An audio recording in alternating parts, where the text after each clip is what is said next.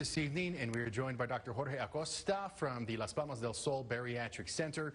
Doctor, you perform robotic surgery also when it comes to bariatric surgery. How does that work? Talk to us about that.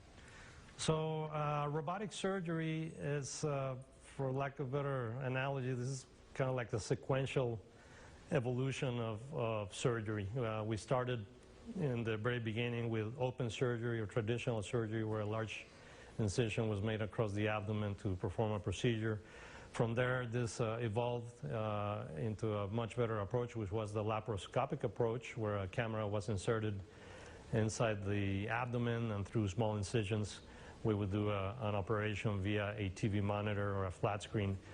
Robotic surgery kind of takes that one step ahead in the evolution of surgical technology, in that now the surgeon is sitting in a console in the same room where the patient's having surgery, controlling the instruments through a robotic console. The advantages of that, there's many advantages, not just on the surgeon side, but also on the patient side. One of the big advantages is that with robotic surgery, the surgeon is able to see the image in 3D. So we have a 3D view, which we've never had before. We have depth of perception with a 3D image, which we never had before. So as far as the optics, what our surgeon sees is completely amazing. In addition to improved optics, is also improved instruments, articulation, or movement. What the robotic platform gives the surgeon is our instruments that, instead of working on a single hinge, the robotic instruments actually work like human wrists, actually double wrists. So they bend back and forth, so it gives the surgeon much better control and much better mobility of those instruments.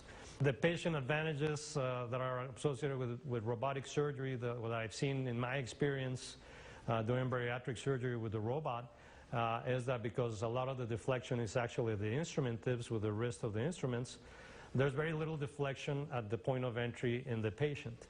So this tends to translate to less postoperative pain. What I've seen personally since adopting the robotic platform, before patients would have to stay in the hospital 2 nights. After a robotic procedure, 85% of the patients are now spending 1 night in the hospital because they feel so good, and their really narcotic usage has gone down significantly.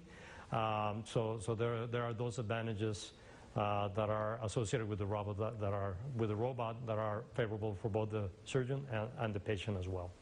You probably hear this a lot, and I could hear some of my relatives maybe saying this, but they're like, oh, I don't know about robotics. What do you say to patients like that to kind of ease their concerns? Well, again, it's an evolution of medical technology. Is a laparoscopic procedure good or bad, or is a robotic procedure good or bad? Absolutely not. I think they're both excellent procedures. On the right hands, I think they're very useful. These are just adjuncts that we have as surgeons to see better and to do things better. Again, it's not like one's good and one's bad. I think they're both great procedures. They're both great platforms.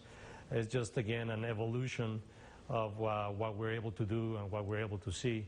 From a surgeon standpoint, I think if you give me the option, hey, you have this, where you can see a lot better, and your instruments, you have way better control of the instruments and what the instruments can do, I think it's going to be very tough for a patient to say, no, let's not do that one. Let's do something where you have less control and the optics are not as good.